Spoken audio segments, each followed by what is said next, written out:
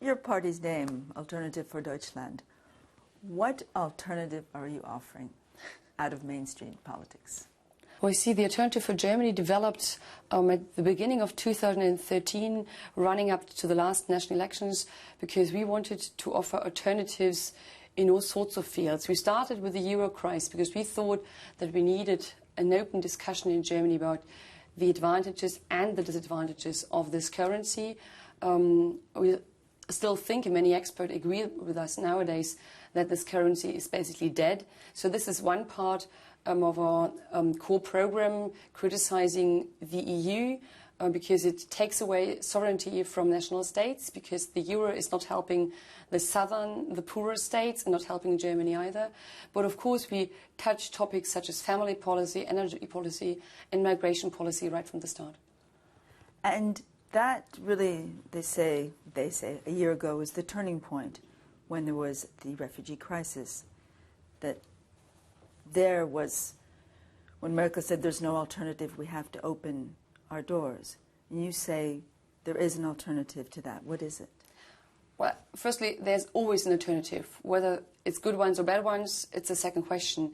But as Merkel said, there was no alternative to the euro. She said the same thing again when she opened the doors on the 4th and 5th of September last year. I always like to make the point that this was not the beginning. It was just one milestone of a, in my views, disastrous development, because lowering the standards to be acknowledged as a refugee in Europe has started around the 2000 years, and not only in 2015.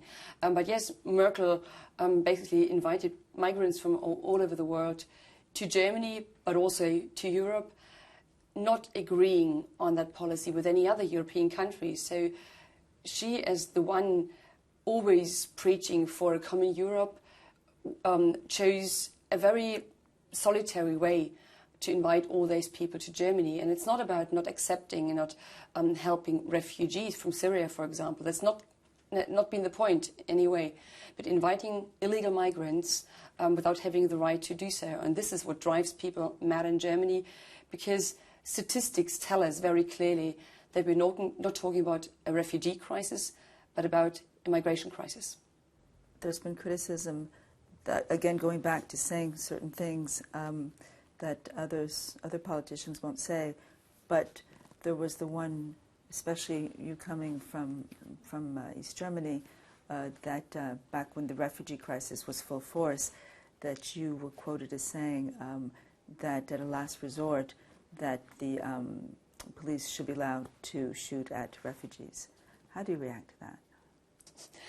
You see, looking back to that discussion, there was very recently an article in the newspapers titled "The Right to be Quoted in Full Length," or to be quoted correctly. I would have wished for such an article in February, because I was not quoted correctly, and I'm still completely fine with my saying of that borders have to be protected. And yes, there's legislation in Germany that is to be followed. And it's the government itself that basically does not let our border patrols do the job as they want to do it. And of course, nobody wants to shoot anyone. That's complete rubbish. And I never said that. I mean, I grew up in East Germany, where border controls shot at their own people. To tell me that I can't distinguish between current legislation and what happened in East Germany is simply ridiculous. So yes, I think that the discussion afterwards showed that I think 30% of the German population are completely fine with the way it is. And if the government was not fine with this sort of legislation, they have the power to change it. Why don't they do it? Because it was not about this legislation. It was about demonizing the AfD. It worked. It worked then, just before the elections in March, but it wouldn't work again. Do you consider yourself, or is it a populist party for you? Well, that's what we are called, rechtspopulistische Partei. But that always implies that being populistic is something, it's something negative. It also implies that other parties don't use populism, and neither are true. Populism is a part of politics. It's nothing to be complained about. In the end, we have to find out whether the solutions, the alternatives we offer, can be turned into real politics.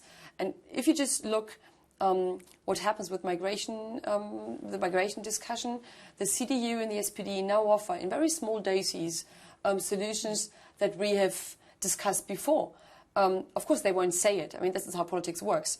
But it shows that our suggestions seem to have pointed in the right direction. So I think it's not going too bad.